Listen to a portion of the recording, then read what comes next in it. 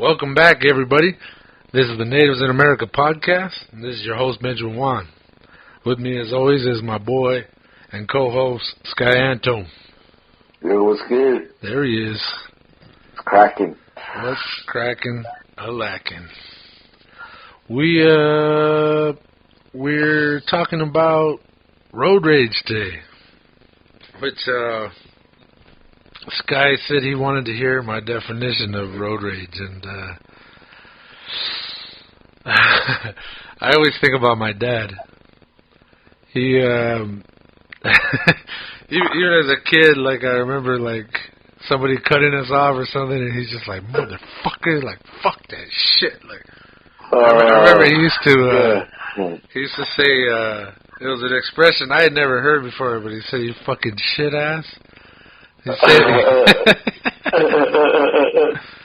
no, let's define shit ass just for the sake of it. My understanding is you're young and dumb and you're so stupid you don't know how to wipe your ass right, so you're a shit ass. You got shit on your ass.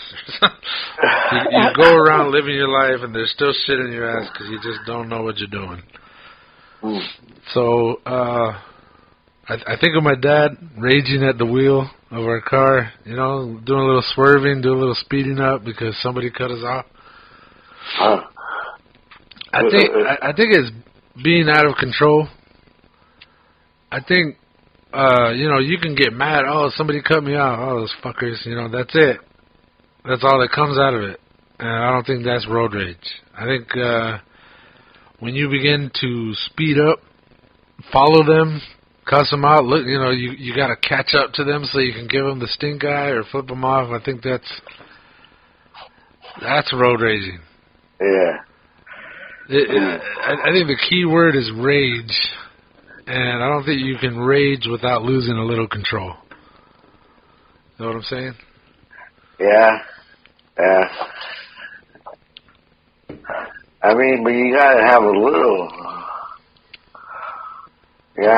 fire to survive on the road.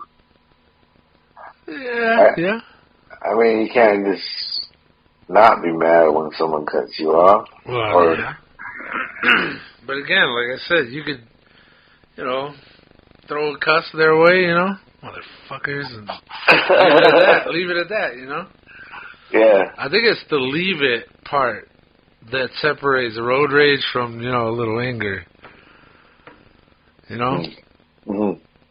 I remember my dad would speed up, start riding their ass, get on their ass a little bit and follow them for a while. Maybe go out of his way, like go out of the beyond where we're supposed to be going. Oh yeah. Oh hey, that was our turn right there. He's like, no, fuck that. I'm gonna get this guy. Yeah, that's funny.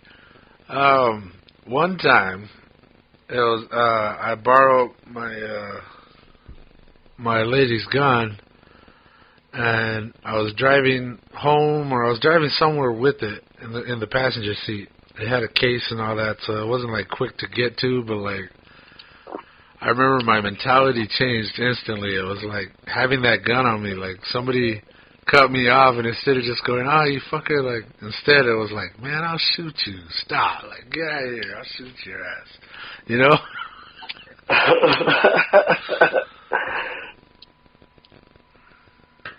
Do that shit again. And I'll shoot you. That mentality changed. Yeah, it went, my whole personality just went, got turned up to 11. Damn. Man, I'll shoot you. Don't be pulling that shit. Not here. Not in my house. You know what I mean? I wish somebody would, Yeah. All right, so you've heard my point of view here. What about you, Sky? Like before, maybe I should have asked you first, and then we would have went from there. What do you call some road rage?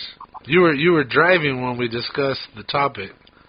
Yeah. I'm wondering if you were already enraged. You're like, Enraging at the moment. Yeah. So I think you kind of explained it perfectly to where. Thank you. To where there's this cooperation on the road. You know, we all kind of following rules of the road. Yeah, and sometimes there's interactions that don't need to go to the link that they go. But a lot of times it's somebody having to either prove something or I don't even know that. So I think that's kind of the dangerous part of it, where someone can actually get fucking hurt. Or so I think that's the extreme part of road raging, but I also think that where you're in your car, someone cuts you off, and you go you don't react to what happened, but your language does. And it's just kind of where even that's kind of like going. To me, I thought that was a little bit of the road rage, where you're cussing up a storm. I think a kid's losing a game, and they really want to win that bad, and they're trying, and they can't get it, or they work so hard, and then they get to the end, and they're losing, So there's just this. You can feel the anger, you can feel the loss, just sort of when you're gonna lose and you're still trying to win.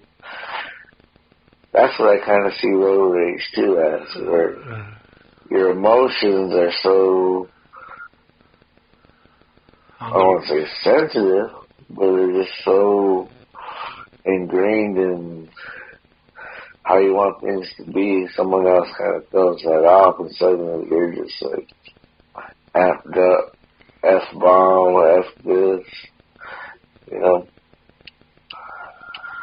Yeah. So, like I said, sometimes you gotta be like that. Yeah. Well, what do they call it? I don't think they call it aggressive driving, but it's something like that. The expression defensive driving. Okay. I was thinking that's what you meant earlier when you're like, you have to have a bit of anger to be driving on the road or something. And I was like, I think I knew what you meant, but I wasn't sure. I was like, really? You got to be raging already to get behind the wheel. I like that scene on anger management. The Adam Sandler movie with Jack Nicholson. And they got that guy, and he's talking about his team's losing, and he's just like, oh, the anger sharks are swimming in my head. Yeah. I think about that, somebody cuts you off, and then the anger sharks are swimming in your head. Defensive driving. I really thought it was like, if you think about defense in basketball, you're aggressively preventing other people from scoring, and I think when you're driving, you're trying to prevent people from crashing into you, or even crashing into each other's. If somebody's driving with their headlights, their brights on, you flash them so they don't blind you or anybody else.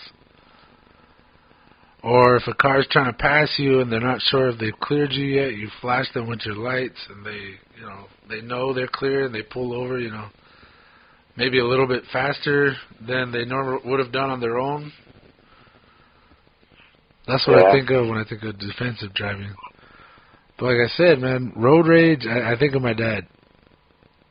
It's funny, even now, as he's getting older, when the light turns green, he's like, boom, he puts that foot down, and he's got that big old truck, so the truck's taking off. He's like racing every time the light goes green, And then I'll be sitting next to him, and we'll be coming up to like a bunch of cars like stopped at the light, and he waits till the very last second to put on his brake, and I kind of like look at him like, huh? Is he gonna stop? Is he gonna stop? Is this the day I die? Like, is this where we crash? So yeah, I really think road rage is losing control. Even if it's just your temper.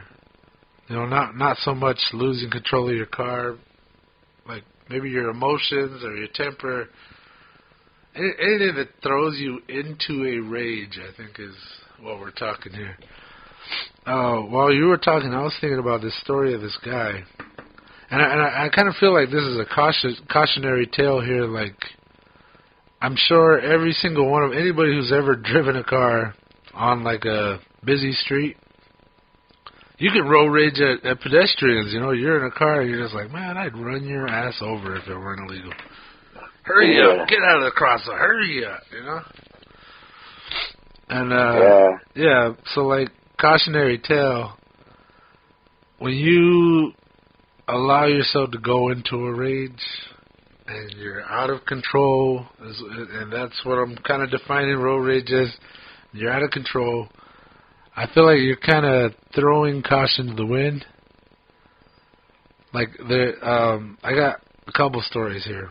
One, there was this guy I used to work with. I'm not gonna say his name, but like everybody saw him as like a crazy guy. And they're like, we don't know how he's working here. Well, we were all valets, so like it's kind of Pitt's job, like bottom of the barrel kind of shit. I think at the time it was about 2004, 2005. I think 2005, 2006, and we were making minimum wage. It was like I think we were making less than minimum wage. It was like $4.50, $4.75 an hour, but we were allowed tips. So every night I'd go home with like a little wad of cash, which was nice. But again, the paychecks were ridiculously small. And this guy, he was there, and everybody told stories about him, whatever, but then, like, of course, I'm the type to kind of seek these people out, the crazies. And just ask, approach them and ask them out loud, why are you this crazy person, or who are you really? Not even going along with what people say, but just like, hey, let me find out for myself. And I wound up going out one night with this guy. Like, we went bar hopping, and he was he had told me stories before. Like, he had gotten to kind of like to know me. I greet him every time I see him at work. Like, hey man, like. And he started treating me nice, like I think he appreciated not being, ostracized. And he started telling me that he killed a man before. And I'm like, okay, then this is probably why they think you're the crazy guy, maybe, just maybe. And he started telling me the story, and what he said was, like, he showed me his gun. He actually kept it with him. That was big, huge, like.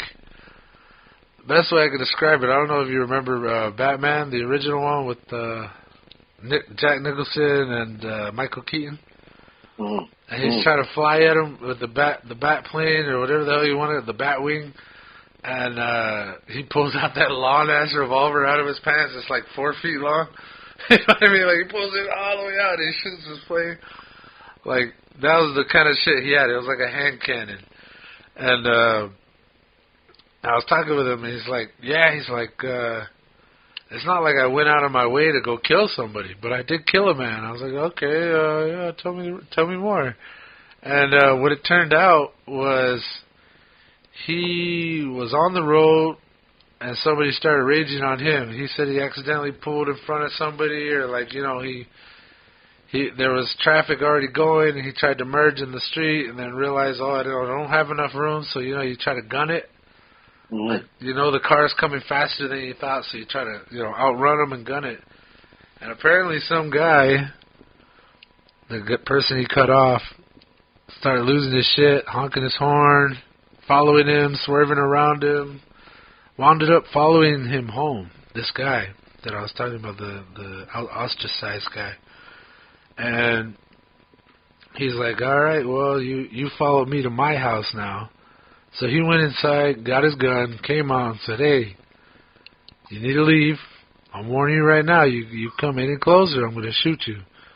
It's like, you're on my property now, and now you're making me feel like I'm at risk. And he warned him, probably loudly. I think he even called the cops and had them on the phone with him saying, like, I'm going to shoot this guy if he doesn't leave. And the guy, I guess, thought he was a badass or whatever and continued to approach him. So this guy shot him in the chest. Boom. One shot. Dead. Whoa. So he killed a man. Self-defense, I say, you go out of your way to chase somebody, you follow them to their house and corner them on their property. I think you got what's coming to you. I don't care who you are. And so yeah, like what I'm saying here is this is the cautionary tale. You lose control, you kind of get what's coming to you. And some people take it way farther, you know? Yeah. I've definitely sped up and tried to catch up to people to give them the stink eye, you know, catch up to them in the light and then, you know, look over and, like, really glare at them, like, you motherfucker. At the same time, I'm sure I've caused some rages where, like, you know, I'll unnecessarily speed up and pass somebody, you know, like, and then we watch. I call street lights the great equalizers. You know, I'll pull something stupid, cut somebody off, or, you know, get around them a little close, and then I'm like, all right, I'm just gonna speed up and leave these guys, and then you hit the light, and then they just slowly pull up next to you. It's like, right behind I don't even know you're there. I'm gonna look over here and admire the park. You know, I'm gonna look out my window on the other side of the car. And not have to look at you while you give me the stink eye, because I can feel it already, you know? But yeah, that's the cautionary tale. You invite whatever's going to happen. And I really do think it's associated with losing control. I think it's the loss of control that makes it road rage. Or rage, just being sent into a rage, you know? Yeah. You can become angry, you can hate a person, but to rage, I think is like a level 3, you know? A little bit higher, a little beyond turned up to 11 type thing. Yeah, I mean, 'cause it's not... It's weird how you... It's like almost like a switch from minding your own business to someone cutting you off, and now you're so caught up in wanting to get back at somebody that you just, you know, you'll do something where, I guess that's the impulsivity. Humans are impulsive. Absolutely. Yeah. But, like, I want to say rational, or, like, to where this is not going to end good, or, like, maybe that person might have done that before, and it didn't end that way, it ended more in their favor. Uh-huh. So it's just this weird trance where you're kind of putting your life at risk. But yeah, I don't know, man. But then I also think of, like, you know, mosh pits. Sometimes it felt like there was some people who were just only there for the mosh pit. Like, yeah. you want to just toss somebody and throw somebody, opposed to, like, jamming and getting down. Yeah. Going with the music, it was just sort of like, let me just throw somebody down. Yeah. This is the only way I can legally bash teenagers. I mean, it's just, I don't know, people are just looking for dangerous. But I don't know. Yeah. I think it's a gamble with your own life to just engage in road rage. Like with this guy I was talking about, you don't know who you're messing with. And you take the gamble when you begin to engage in your rage. Engage in your rage. I'm going to write that on my back. I'm going to tattoo that on my back. Engage in your rage. Hell yeah. There was another story, and I might be completely butchering it, but there was this situation, and somebody accidentally cut him off, and instead of flipping him off, cussing him out, or following them, instead they just immediately shot into their car. It was something like that. They shot their car, and they wound up killing some kid in the back seat. It was like the mom engaged. I think the mom engaged in road rage, followed somebody. And instead of I'm warning you, they just shot into her car, and they killed her kid or something like that. It was like the kid got shot in the back seat. Oh. Yeah. And let that be a cautionary tale. It's like you engage in your rage, and it can quickly escalate. I was watching this. It was a TikTok, but it was a podcast. And they're talking about, I think it was Grand Theft Auto and one of the other ones, Black Ops. Another popular game that it was almost sort of like, that was what the game was. It's kind of road rage, you're robbing people, you're shooting people up. It was kind of like the whole point of the game. Yeah. Yeah, but we kind of, I don't know. If that's a possibility where you play a game so much that you're kind of in the game in real life. Yeah. So just sort of, this person did this, well, I'm going to do that, and just not really conscious of real life versus game life. Yeah. I don't know, but it just,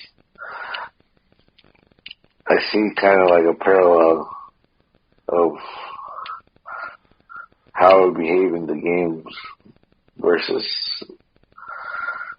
how we're supposed to behave in real life too. Yeah. But that's kind of scary though.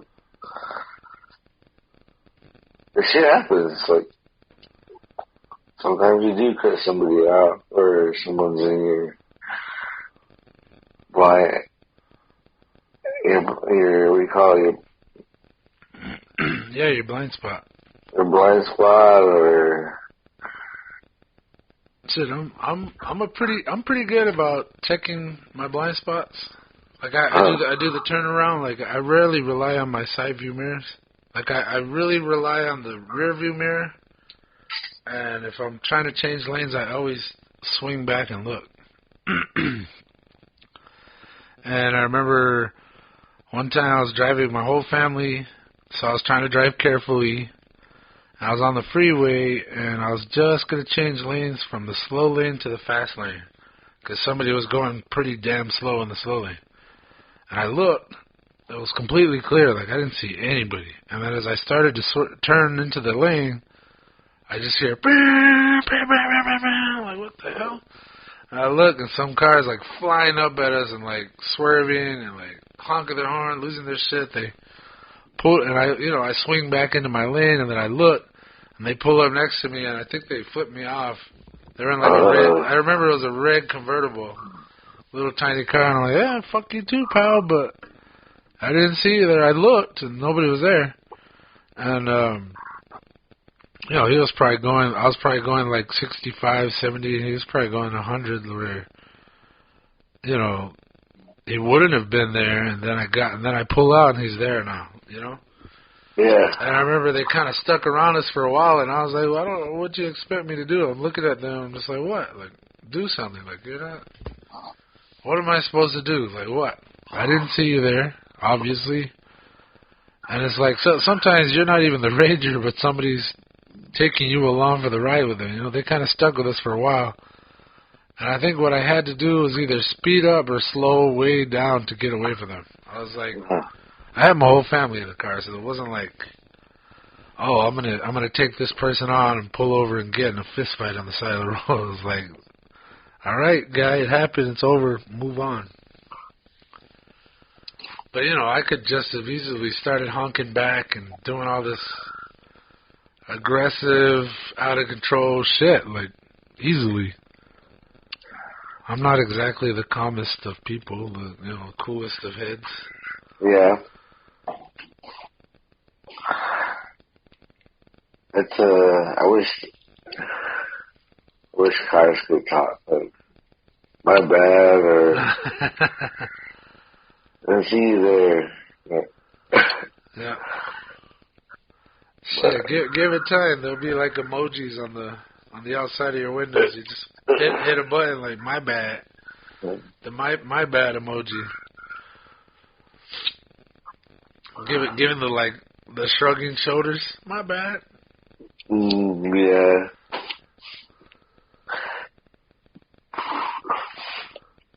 I don't know. It feels like, do you think there will be a point in time where cars are so advanced that it's impossible for them to hit each other? Shit, they're working on it now, brother. And we're just along for the ride, like... Yeah. There was talk... Again, capitalism. I always bring up capitalism. It's a big decider on whether or not we invest in good ideas. And I think more often than not, because of capitalism, we go against it. But there was a little while, like, I like going on YouTube. I like exploring, you know, going down the rabbit hole. And sometimes I enjoy looking up engineering, like marvels of engineering or whatever, or new gadgets or whatever. Like, there's always something on. And there was a little while, it wasn't too long ago, they were saying that people were engineering smart roads. And they had all kinds of different versions of it. Like one was like there's LEDs all over the entire top of the car, all over the top of the road. So like if you cross over the yellow line or whatever, it brightens up and flashes at you, does all, like makes noise and all that. And then there was another one where there was like the whole road was a pressure plate. And just by driving over it, you were driving down the pressure plate and creating energy. And they were going to say that would power the street lights. I think they were even talking about charging cars off of the road. Like you're driving over and on the small amount of distance it travels, it creates energy.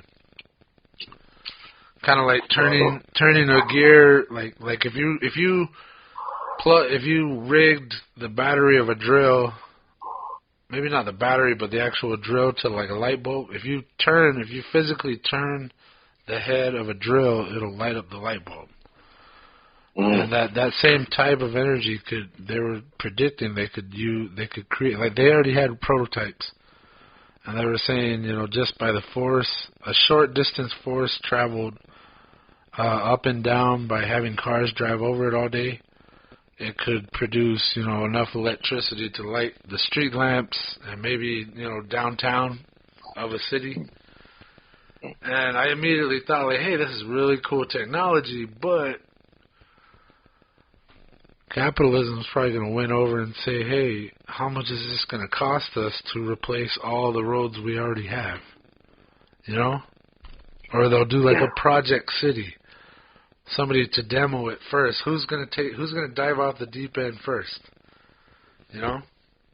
Yeah. So when you're saying a technology in the future that where we won't even have any control over the cars and their impossibility to hit. I bet it'll be a combination of a smart road and a smart car in the very near future. But then again, like,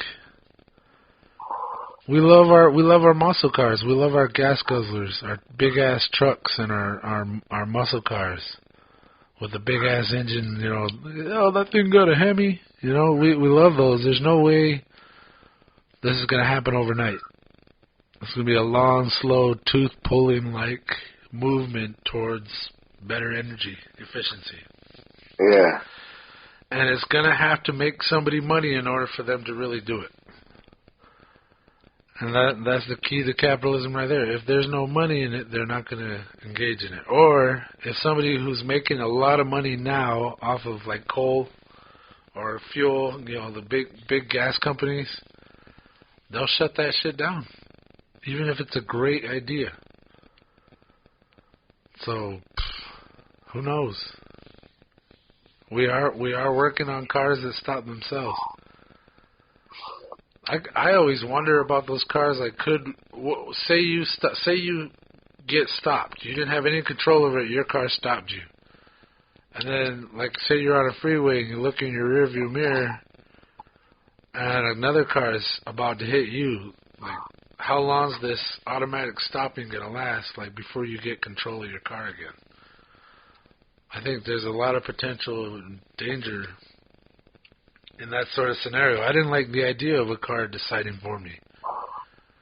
Maybe instead of slamming on the brakes, you'd rather speed up and swerve than, risking slamming into somebody. Well, who knows?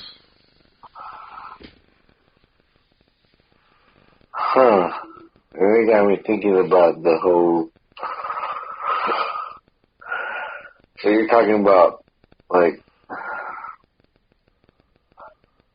the identities that we kind of have with cars, where we have that control over them, but then we also kind of got it advanced to where we like the car kind of controlling us.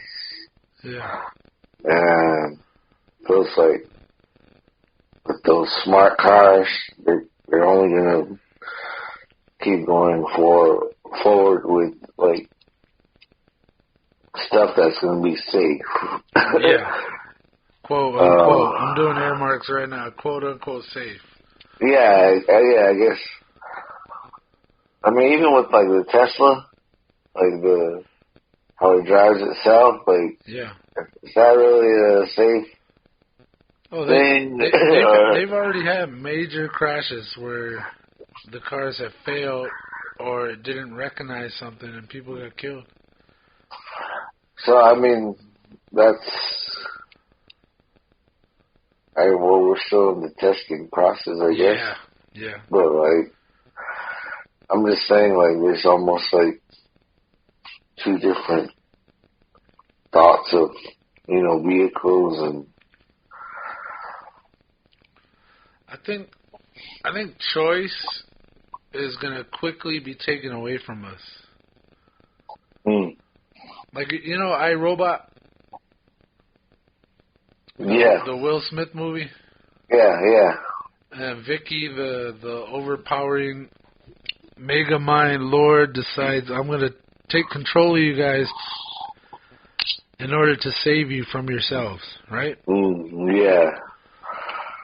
Well, I'm thinking, what if you're trying to road rage, make the decision to road rage, and then your car's like, are you engaging in road rage? You're being stopped now, and the cops are on their way, kind of thing. Like. Yeah.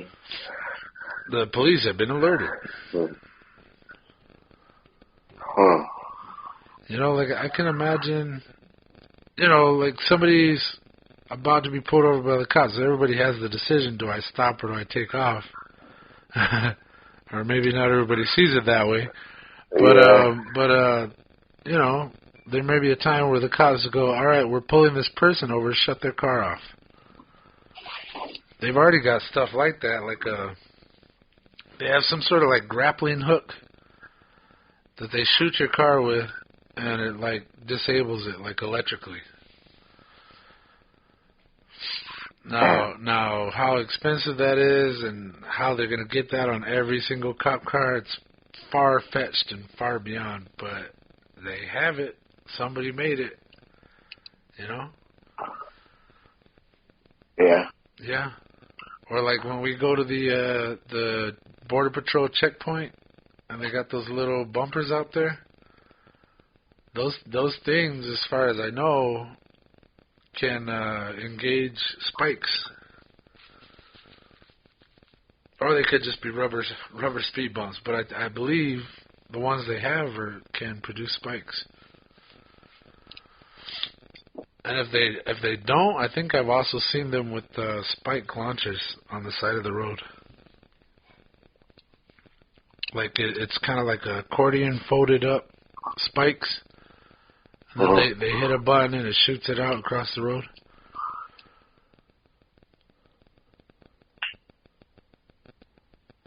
I can't remember what they call them. Oh, I don't know. Yeah, I mean, there's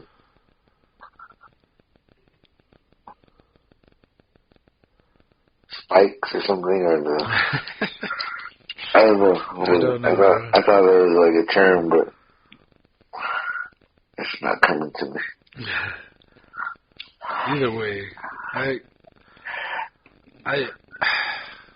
you have the choice right now to rage or not to rage, and I do feel like our government's goal is ultimately to become, in order to stay in power, I think they need to oppress us. And I think real soon, who knows how soon, but real soon, we're going to be videotaped and identified and analyzed within an inch of our lives, and eventually be controlled by our own technology. And our choice to road rage may be taken away. Huh. Or hell, like you said, our way to drive at all, to make the decisions of travel, may be taken away.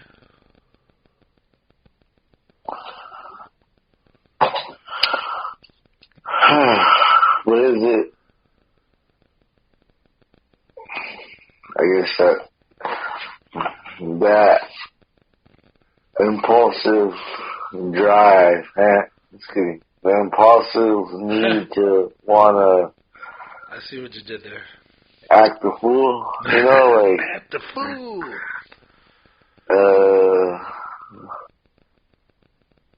I don't know where we're gonna get that at then. If we can't do it in our cars, we can't. You know, we can't. Where else can I rage if not in my car? How else can I rage? Yeah. Where's that rage energy gonna go? You know. I'm gonna go home and beat my kids now because I can't rage on the road. Yeah. I have to take my anger out on somebody. Hell yeah. I'm gonna go home and fucking starve the cat. I'm gonna kick a puppy somewhere. Well, I guess the real question is, why are humans so angry? Ooh. I don't think we have enough time. I'm trying to make this a shorter episode. Oh, yeah, yeah. But let's get into that because we're at 40 minutes right now. Okay. I mean, when you were saying, like, the car saying, hey, are you participating in the road rage? Yeah. I think it should start you off with, like, hey, how are you feeling right now? So now our car's a counselor? Psychiatrist? Maybe it's like, when you're getting your license, and and in the book it says it says some stuff like if you're going to any kind of emotions, you shouldn't be driving. But there's all these different reasons why you shouldn't be driving. Shouldn't be operating heavy machinery or driving. Yeah. Yeah, if you're really mad, don't drive, you know. If you're really happy, don't drive, you know. If you're upset, don't drink. Find alternative ways of relieving your stress, other than flipping off somebody who cut you off. Yeah, so we need a counselor in your car where it's like one of the day, like your breathing is elevated, your heart rate is elevated, and you seem to be cussing under your breath. Are you feeling okay with that? Yeah. Should you be operating a vehicle? So I can smell the alcohol in your breath. Yeah. There's a rest area 3.2 miles ahead where I suggest you pull over and take a rest. Get some fresh air. Take a shit if you have to. Just take care of this energy. Wow. I mean, it might be... Call the car companies. I think you're onto something. Well, like, I guess the audience of road ragers is like, no one's proudly saying, I'm a road rager, or, it's almost kind of like a hush-hush. I'm a beast on the streets. Like, don't fuck with me on the streets, bro. Okay. You just reminded me. I had another story. This was yesterday, I think, maybe the day before. Yesterday? Yeah, we had just turned onto a street, like we were in the turning lane, we turned onto the street, and then if I'm behind somebody slow, I like to get around them right away and just go. I think part of it is that I haven't been able to drive for so long, like since I had lost my car in 2018, like it was wrecked and totaled, and I've been, carless, been dependent on other people to drive, and now that I have my own car, I drive pretty fast. I go. When I go, I go. I think part of it is that I haven't been able to drive so long that I just want to go now. And I think the other part is growing up on the res, like the speed limit is like 55, 60, and I see that as like a cruising speed. Yeah. So here in town, I'm cruising. That's Pete. Oh, I just admitted that on the podcast here. No cops are listening, right? Shh. The government's not listening. I love my government. In case you're listening, I love you. Anyway. We turned the curve. There was me, a slower car. To the left of me, there was two lanes. I was in the right lane. There was a slower moving car in the left lane, I think, which is why I went into the right lane. And then I hear the motor, like the revving, like really hardcore revving of a motorcycle coming up from behind. And there was like maybe 5 feet between my front bumper and the slow moving car's back bumper. I mean, we were in different lanes, but there was maybe that room. And I was just about to start letting my car out, like really start going. And I saw the motorcyclist like get real close to me, and then I could tell he was going to go for it. And I was just about to start going, so that gap was about to get real small real quick. And then I saw him like going for it, and I let go of the gas, and I just kind of like put a little bit of brake on, like opened up the gap for him to go. And then I remember as the guy passed that car, I think, all right, this is what it was. We were at a light. We had just gotten the green light, so we were stopped, and then the motorcycle was coming up fast. I saw him behind me. I think I had already seen him coming, but there were several lights between where I'm coming from and work. And I saw the guy coming, the motorcycle. He was going in and out of the lanes, like really moving.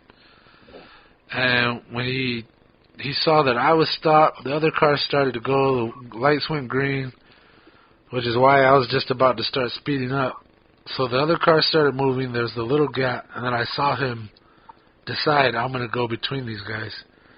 So he just came over. And I think, I think he didn't guess that I was about to fucking gun it. Like, I always gun it. Like, I always go fast. Much like my dad I described earlier. My chip off the old block there. Yeah. And but yeah, he went between us all fast, like hard, fast. And I think if I had driven the way I wanted to drive in that moment, he would have either hit me or I would have hit him. But he got between us because I let go of the gas. And I kind of slowed down a little bit because I knew he was going for it.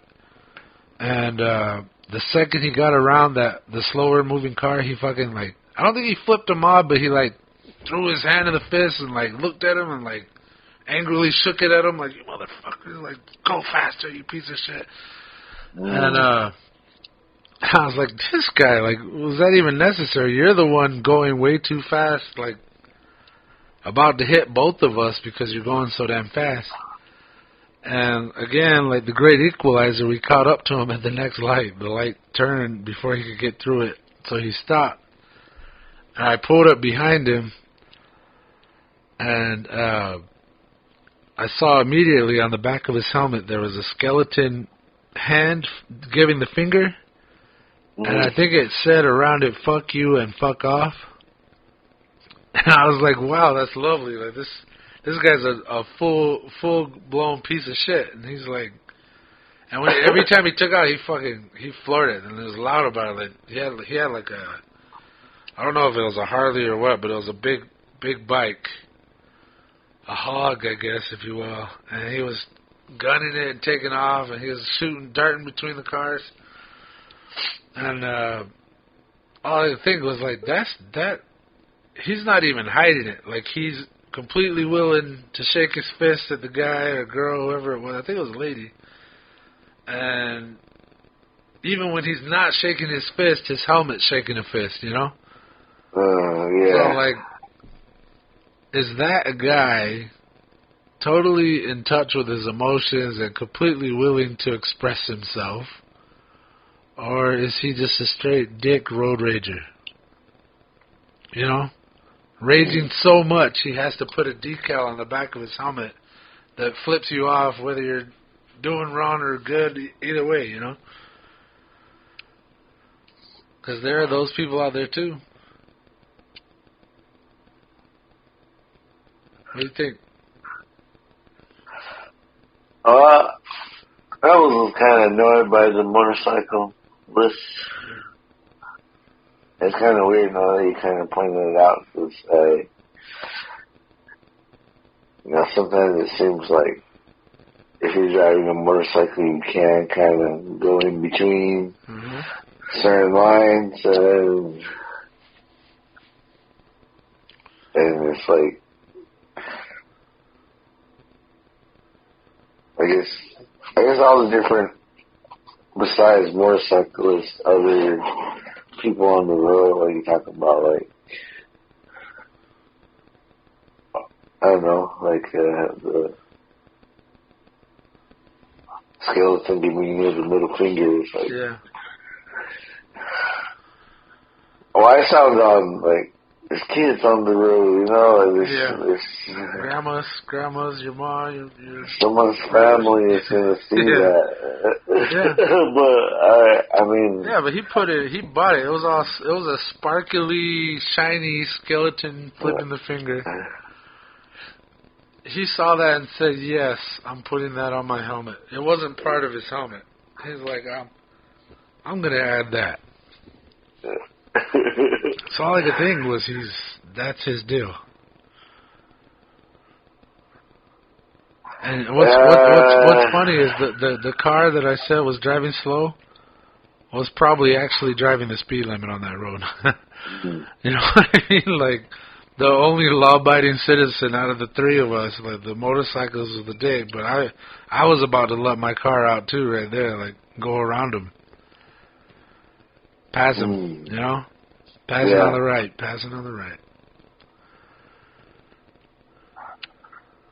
Damn. Yeah, and I remember reading, like, I saw the gesture, and then when we caught up to him and I read his helmet, I was like, wow, this guy's a real piece of work.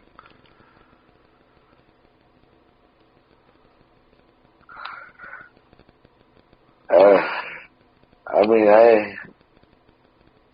like, the Tucson traffic is a little bit slower than Phoenix traffic. Yeah. Yeah. California traffic. Yeah. You know, you almost gotta be on guard. Fuck yeah. California. In California, hell yeah. You gotta be actually going a lot faster. Almost seems like it. Yeah.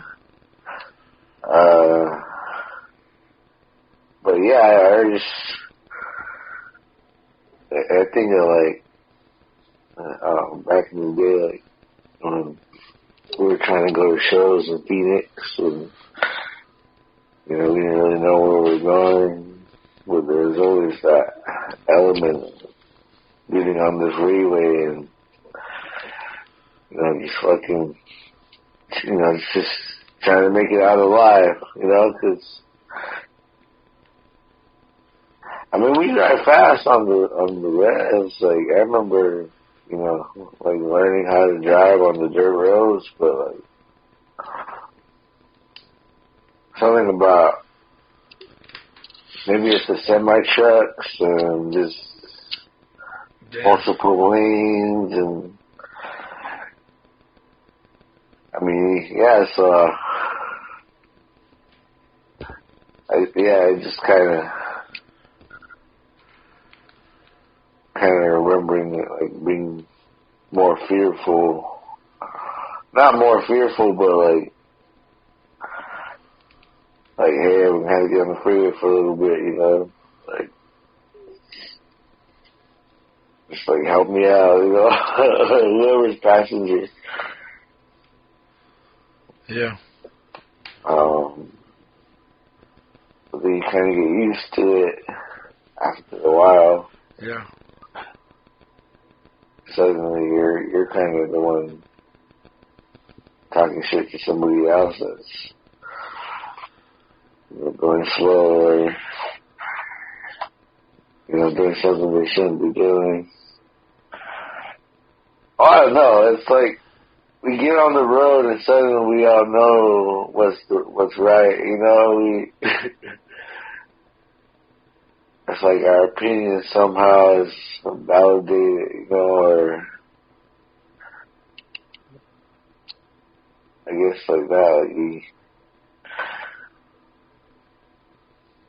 you know, we're all driving something, thinking something, and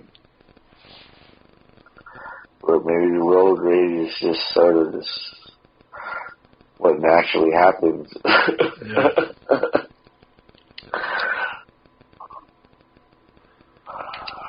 But I don't know, man. I'm glad you brought up California and motorcycles in California. There's been quite a few times where we've done trips out there, and like it's almost like the second you cross the border into California, everybody's going 10 miles over the speed limit, and they're just darting in and out like. That always blew my mind was how quickly, like, almost no signaling, just shooting in. They see a gap, they're in there. Like, there's a 10-foot gap, and you got a 9.5-foot car, they're getting in there. Like, boom, they're in there. And I remember one time we're cruising, we're navigating. So I'm driving and trying to navigate at the same time. Like, my passenger, my sister, and my mom. And they're trying to navigate, but like as we're going, they're also like, "Oh, that's the turn right there. It's 10 feet away, but you need to get over 3 lanes and take the left," you know. And there was this time where something like that happened. They're like, "Oh, right there," and we're in the wrong lane. So like I'm in a bunch of cars, but I see like there's an opening behind us. So I threw on my turning signal, and then I didn't slam on the brake, but I really slowed us down real fast until we got into the open area, and then I sped up and went over a couple lanes. And like my mom's holding on, my sister's holding on, and I'm just like going. I'm not raging. I swear I wasn't raging, but I was driving like a man. And my sister, she's like, "Dad," she's like, "I'm really glad you're an aggressive driver," and that always kind of stuck with me. she's like, wow, I'm really glad you're an aggressive driver because we wouldn't have made that turn. And like she said, I would have wound up going another 10 miles down the freeway. Like, yeah. And I was like, I'm an aggressive driver? Like what? Like, in her eyes, I'm an aggressive driver. And I was like, well, yeah, I guess. Like, I'm willing to do the little bit more shifty stuff, especially in California, to get where we're going, which is exactly what everybody else is doing. And I'm not saying that makes it right, but I am saying, like, I was called an aggressive driver, and it stuck with me ever since. Like, yeah, I guess I am. If I know where I'm going and I need to get over, I'm going to figure out a way to get over. And I was thinking about motorcyclists going up the middle. Yeah. I used to only ever see that in California. You know, we'd be bumper to bumper, like inch by inch, trying to get on. You know, we're on the freaking freeway and it's just inching. Like, we're practically parked on the freeway. And the whole time, motorcyclists are just gunning it up the lanes.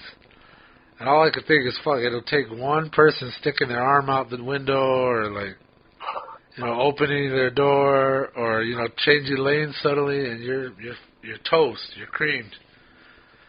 And what blows my mind is that I used to only ever see that in California. And I asked my mom once, I was like, wow, like, is that just legal here in California? And she just looked at me and she's like, look, if a cop's in a car, what are they going to do?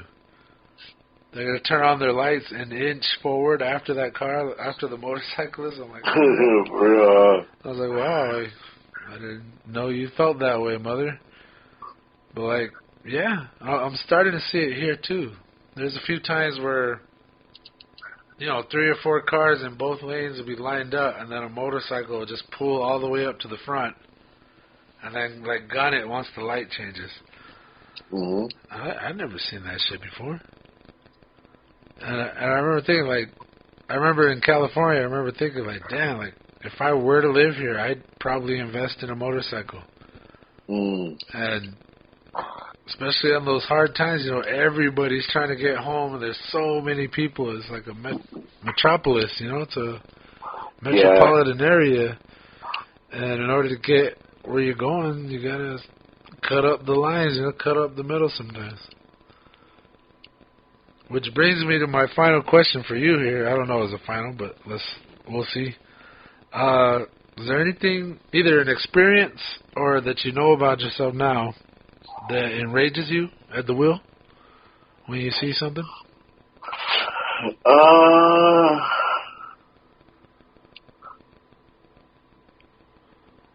No, I think it's just the humanity.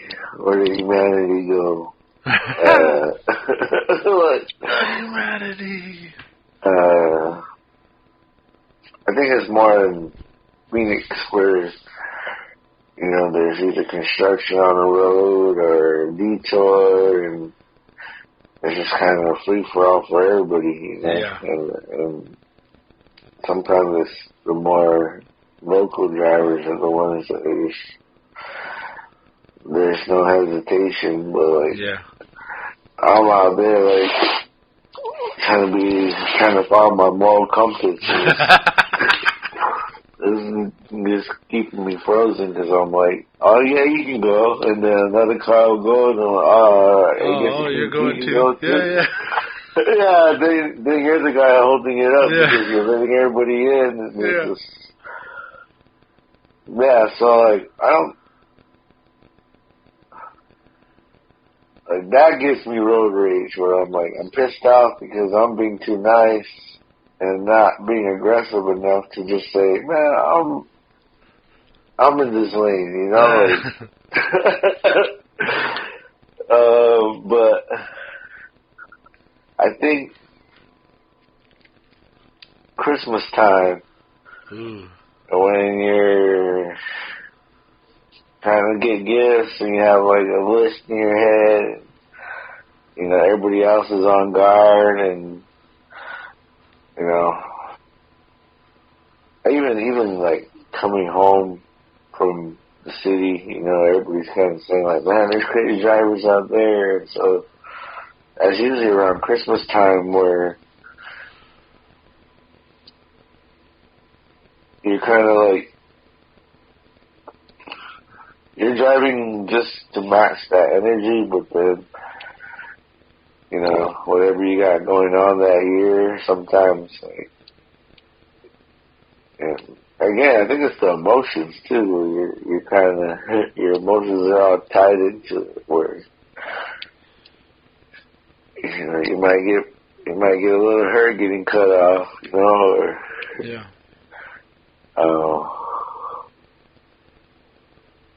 You might get a little angry because, you know, someone's just kind of driving a little bit too crazy for you. Just a little bit. What was that? I said just a little bit. Yeah. I mean, so yeah, I think during Christmas time, you know, I think I can kind of want to be angry or want to be, you know, get all riled up on the road because you're trying to get all this stuff done, and yeah, you know, you're trying to cooperate too with who else is on the road. You know, I think I want more skies on the road. Just let me in, bro. Just let me in. me and 3 other people behind me. Just let us in, bro. Just let us in. Follow that compass, bro. Follow that compass. I like, you know, you know what bothers me too is when you don't get that hand gesture back. You know, like you bro. let somebody in, at least acknowledge it. You know, hands up, or I usually throw a hand up, like, "Hey, man, a thanks." thumbs up, or you know, you hear that, folks? Head nod. You know, that goes a long way, but you don't get none of that. It's like, for all you motherfuckers out there that don't do the hand gesture, you better be listening to Sky right now. It goes a long way. It's just a nice little, hey, thanks. Maybe our cars need to communicate, like we were saying with emojis, but like if the cars had a connection, or it was like, hey, I recognize that you held back so that my car could go through. So yeah, give me a little dab right here, or I remember that one. I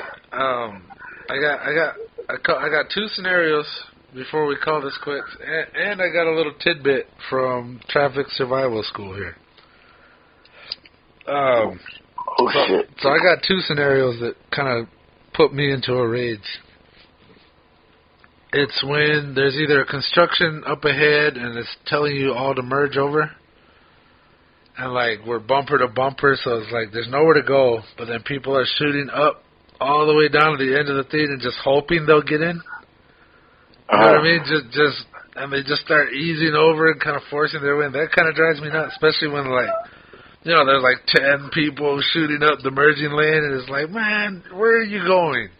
I just know you're going to slow us down. Like, we're already inching here, and you're going to shoot all the way to the front and inch over. Yeah. I got to admit.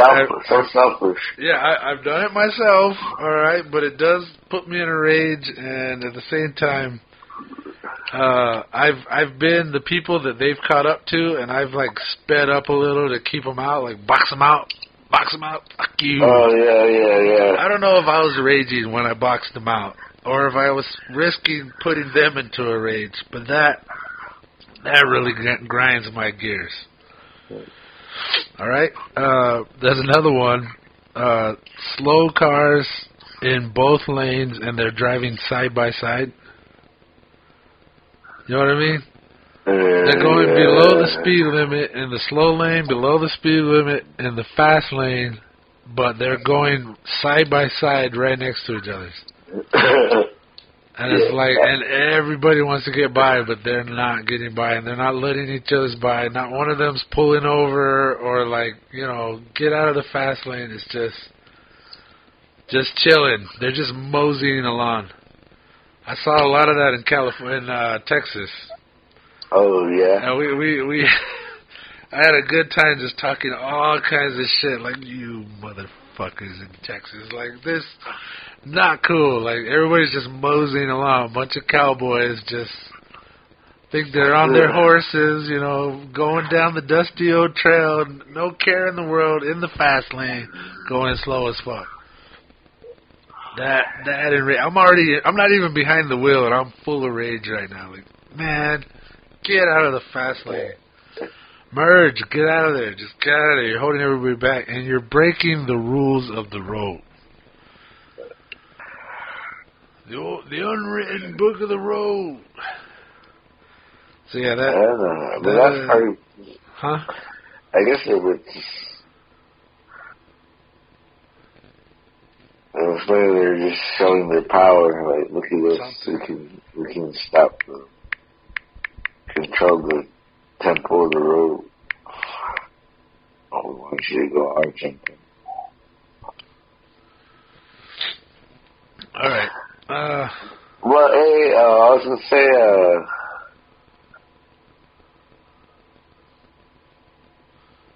damn, I lost it. But it was the way you were just now saying. Well, I got the tidbit for traffic survival school. Something I learned, and I've thought about it ever since. It's one of those few things, like, I don't remember everything from traffic survival school. It's a shame, but that's the truth. But one thing I always remember, because I've done it a million times, is if somebody's trying to go left and they're crossing 2 lanes of traffic, like you're bumper to bumper, but like, oh, I'm going to let this person through, and I wave them through.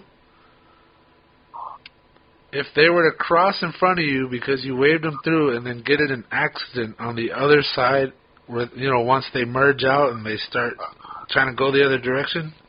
Yeah. If they get in an accident and you waved them in, you can be liable for that crash. Oh, fuck that. And I always remember that ever since then, because I used to do it all the time, like you don't want to block an intersection, but the traffic has stopped. So you kind of slow down and leave a gap, and you go, yeah, go on through, buddy, go on. Go for it. I'm being a good driver. I'm following my moral compass, as you said. Yeah, you can get in trouble for that. That's you can be liable for flagging somebody in if they get in an accident. Welcoming them into an accident. Yeah, come in. Yeah, go right. I was gonna say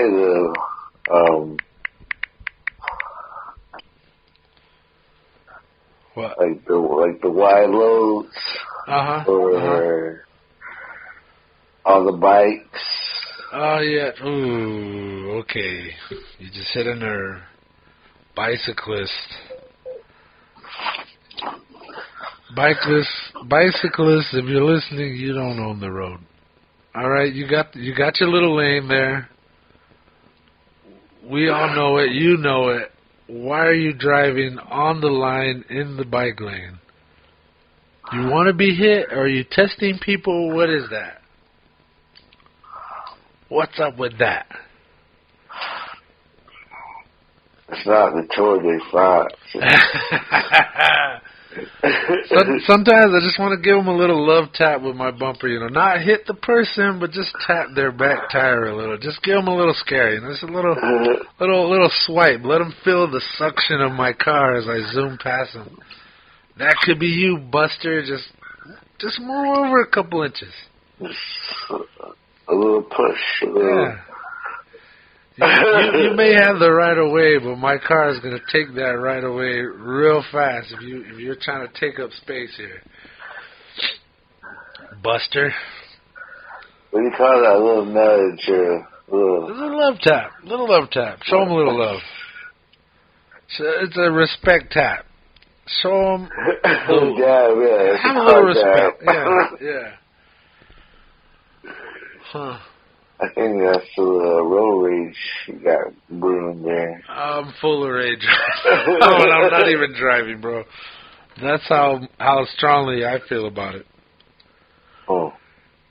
So anyway, I gotta call this. If you're all right with that. Yeah, I think we can resurface this. Yeah.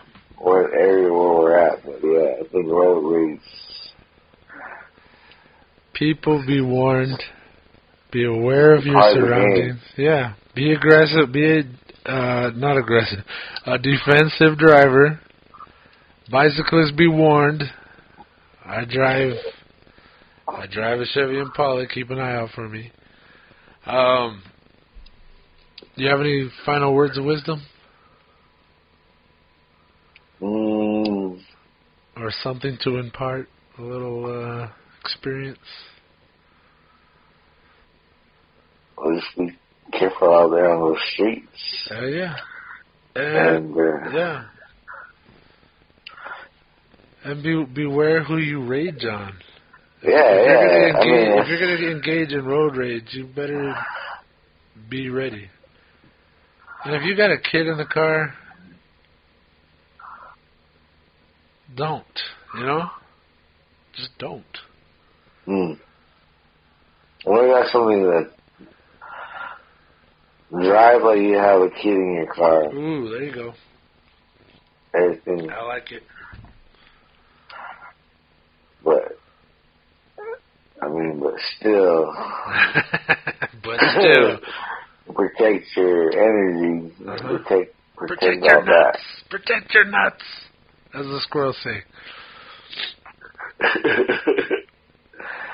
Okay. Heads up. Be safe. Get off your fucking phone. Oh, yeah, don't text and drive. Yeah, unless you're listening to our podcast, then it's perfectly okay. Okay. Don't tweet. Don't be tweeting and driving. Unless it's about the podcast. Yeah. Just kidding. Everybody, if you're still with us, thank you for tuning in. I love doing this, and we need to do it more. Hoping we get out more this year than what we're kind of forecasting here. I do enjoy engaging with this guy and knowing that people are out there probably feel the same way we do. Hopefully soon we'll be producing shirts and swag and all that. Merch. Okay? All right, man. Yeah. All right, that's the podcast, everybody. You're listening to the Natives in America podcast on the Reservation Radio Network on YouTube. Hit us up. Give us a thumbs up and a like and subscribe and hit the bell for notifications. Peace.